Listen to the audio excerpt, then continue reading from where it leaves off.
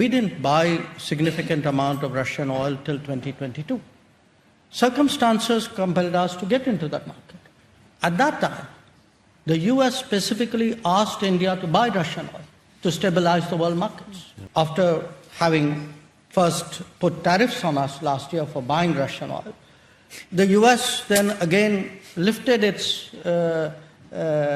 sanctions on Russian oil. They need the oil price down again. Yeah. So let's not pretend that there is some great principle involved here. I mean, if it is on, off, and do it when it suits us and don't do it when it doesn't suit us.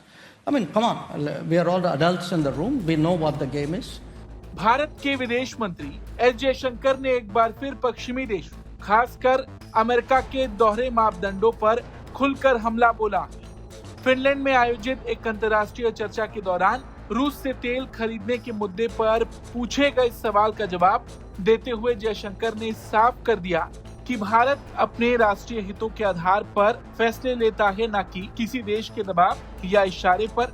रूस Ukraine युद्ध के बाद भारत द्वारा रूसी तेल खरीदने को लेकर लगातार सवाल उठाए जाते हैं, लेकिन इस बार जयशंकर ने अमेरिका को उसी के पुराने रुख की याद दिला दी। जयशंकर ने कहा, हमने 2022 तक ज्यादा रूसी तेल नहीं खरीदा, हालात ने हमें उस बाजार में जाने के लिए मजबूर किया। रूस लगातार सप्लाई देने वाला देश साबित हुआ, लेकिन मैं चाहता हूं कि लोग ये भी याद रखें कि उसी समय अमेरिका ने विशेष रूप से भारत से कहा था कि वो रूसी तेल खरीदे ताकि वैश्विक तेल बाजार स्थिर रह सके। We didn't buy significant amount of Russian oil till 2022. Circumstances compelled us to get into that market. At that time, the US specifically asked India to buy Russian oil to stabilize the world markets. After having first put tariffs on us last year for buying Russian oil, the US then again lifted its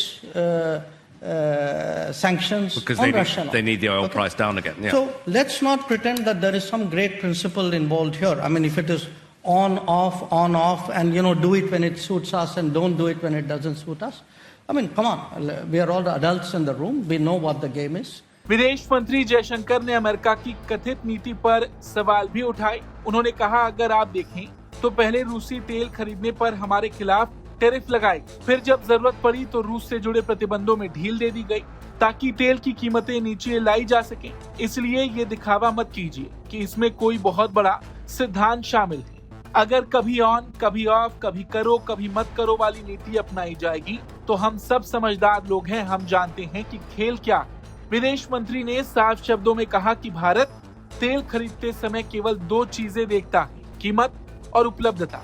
उन्होंने कहा, हम तेल खरीदते हैं, हम तेल उसकी लागत और उपलब्धता के आधार पर खरीदते हैं। उस समय बाजार में उपलब्ध अधिकांश तेल रूसी था, क्योंकि यूरोप देश बड़े पैमाने पर मिडिल ईस्ट का तेल खरीद रहे थे, जो भारत का पारंपरिक सप्लायर रहा है। इस दौरान चर्चा के दौरान जब भारत पर रूस के प्रति नरम रुख रखने और मॉरल इक्विवेलेंस बनाने का आरोप लगाया गया, तब भी विदेश मंत्री जयशंकर ने बेहद तीखा जवाब दिया। उन्होंने कहा, किसी भी यूरोपीय देश पर कभी भारतीय हथियारों से हमला नहीं हुआ।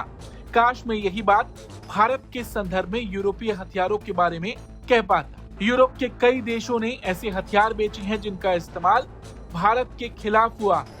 दरअसल ये पहला मौका नहीं है जब जयशंकर ने पश्चिमी देशों के नजरिए को चुनौती दी है। कुछ साल पहले भी उन्होंने यूरोप को आईना दिखाते हुए कहा था कि यूरोप को ये मानसिकता बदलनी होगी कि उसकी समस्याएं दुनिया की समस्याएं हैं, यूरोप की समस्याएं नहीं।